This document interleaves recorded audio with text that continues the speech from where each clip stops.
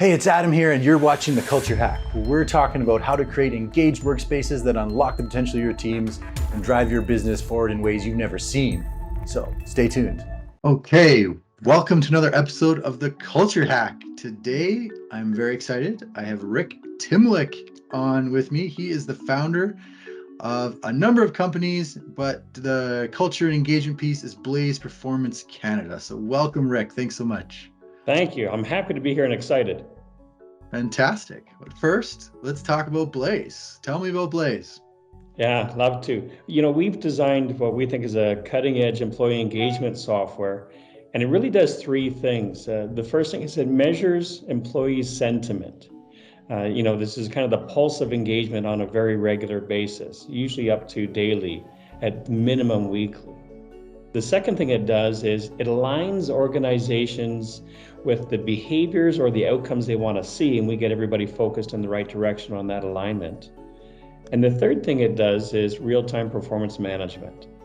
And so we've wrapped this up in a nice software package, embedded some AI to gather some intelligence for us, and we've launched away.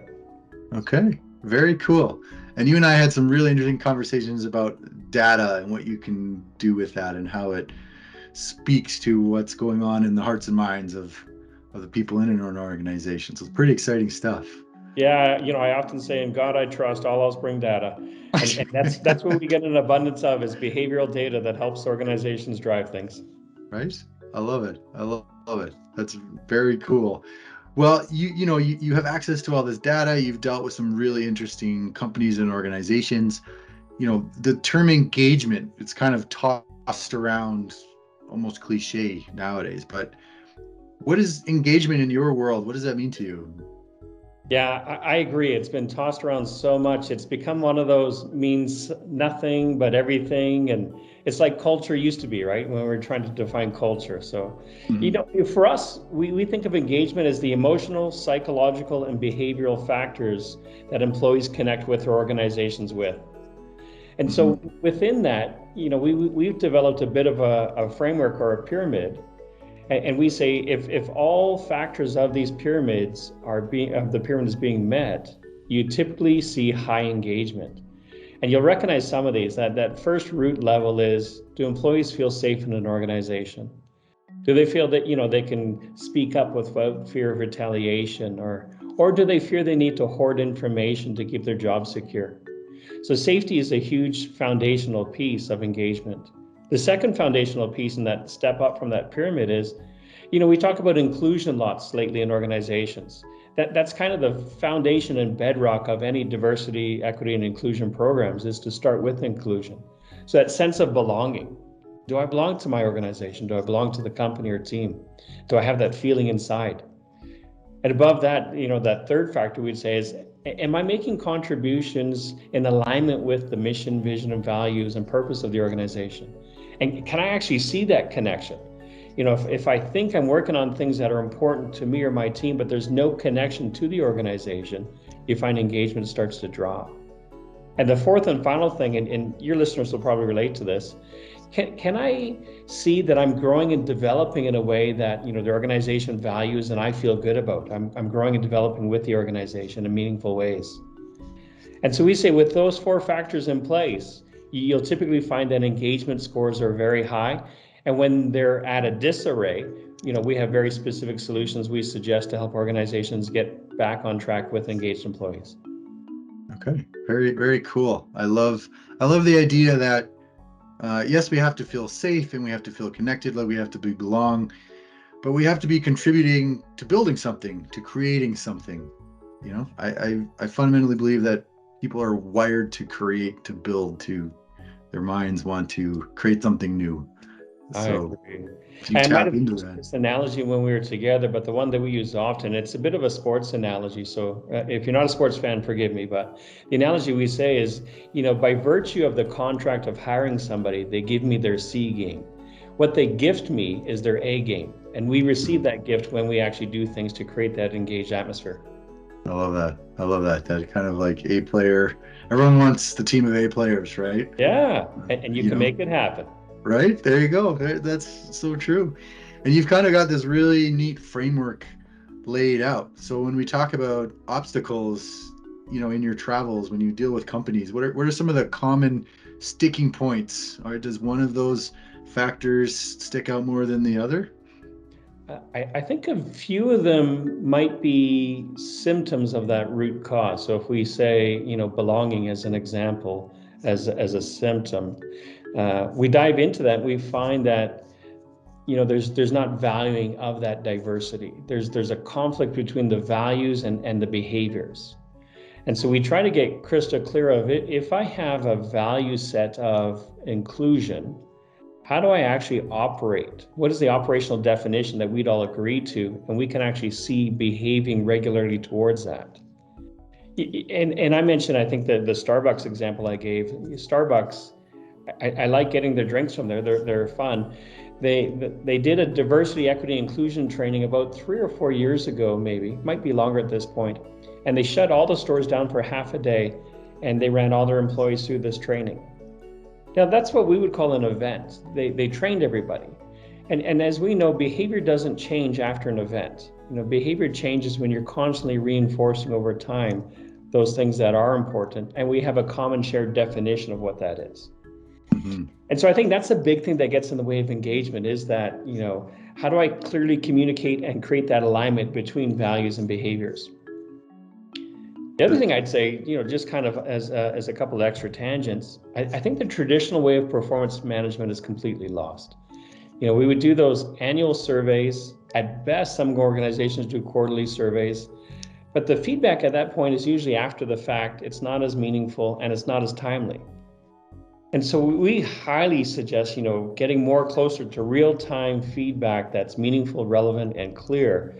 And what we know from the stats of companies like Gallup is when you can offer that kind of feedback, your employees actually can get 3 times more productive and more highly engaged in the organization. And I'll just give you one last thing. It's the opportunities for professional growth and development. Not every organization can have the luxury of those career paths, saying if you just do A, you'll get up to where you're trying to go. But we can provide the opportunities to have employees be brought into some form of development opportunities, so they still have a feeling that they're growing and developing with the organization. Mm-hmm. And I think the better we can get at that, the more we can do to increase engagement. But those are kind of the 3 common challenges that we see regularly. Right. Well, I really like the notion of, the values misaligning with the behaviors. And sometimes if you talk to someone that's feeling disengaged, it's almost like they can't quite put their thumb on it. They just know they feel frustrated, and they might have examples like very specific to their day to day or whatever, but it's a emotional. They're not feeling this connection, and therefore productivity drops. And I like, imagine if all your people were 3 times as productive. What would that mean to your organization, right? This is when we talked like, can you imagine? So it's what they say they want. And again, I'm often a fan of saying you guys have, organizations have the power and ability to do that. It just requires intentionality. And so with that values thing, I often say, if you want to see where that value is getting lived or dropped, look 2 levels above your current position. And that's often where we'll find, are they walking the talk? And based on that, I have someone to model. Interesting. It's kind of like the 2-level rule. I really like that. I'm going to keep that one in the bank here. You got Thank you. Okay, cool. And, as we look towards the future, right? AI has become a hot topic of late. You're already using it with your data collection. We've got hybrid teams happening, like the metaverse.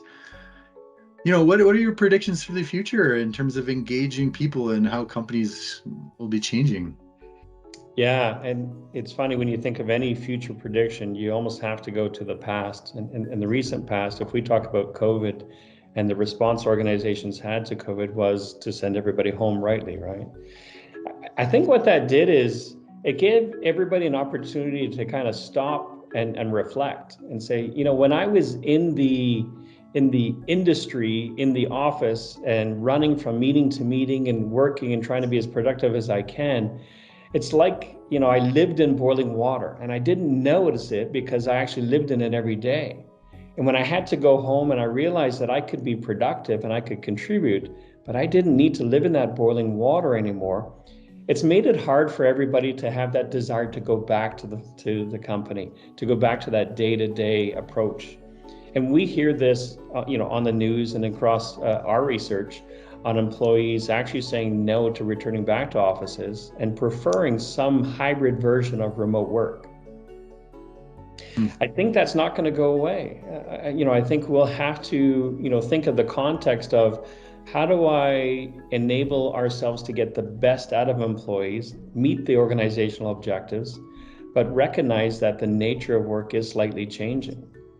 And that for us is where AI kind of comes in handy, because AI is great at looking across broad array sets of data and helping make predictions, generate themes, show trends, show opportunities for improvement and things like that. And so when we look at behavioral analytics like engagement and sentiment, it allows us to see, what might be happening at the team level, what might be happening at the organization level, geography-wise, if you're looking at retail, multi-chain store-wise, and then create some just good understanding out of that. I think one or two other factors that'll still be strong going into the future is going to be gamification. We typically know, especially those of us that are in the younger demographics in the workforce, that games are a huge part of a good majority of the younger demographics' lives, whether it's video games or just some of that gamification opportunity. I think organizations are going to invest more and more into gamification as a way to increase participation in various aspects, whether it's health and wellness programs, company initiatives, or even achieving company goals, right? I think gamification will be a big piece. And the third thing that I think is going to be strong going forward still is, I think we are still on the cusp of figuring out inclusion. I think we have a sense of what it is and how it feels. I think we're still really grappling with what's the solution though. And I think that inclusion from a data, from a organizational psychology point of view, and from just a human need point of view is going to start to converge to create solutions for organizations to manage that inclusion piece. But as I said before, it's the foundation of any diversity, equity, and inclusion program you have. We've got to get inclusion right.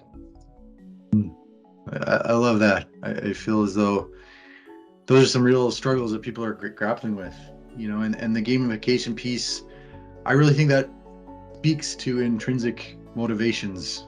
We like to compete, we like to play games, we like to achieve things, that type of stuff. I really enjoy it whenever gamification pops up, things like onboarding or even like marketing, whatever. So yeah, some very, very neat insights, Rick. I feel like we could talk all day, but yeah, I bet. I really want to thank you for your time and your wisdom and sharing it with us today. So thank you for coming on the show. Thank you. I appreciate it. Hey, thanks for watching The Culture Hack. Do you want to chat culture and engagement? Give us a call and come on the show.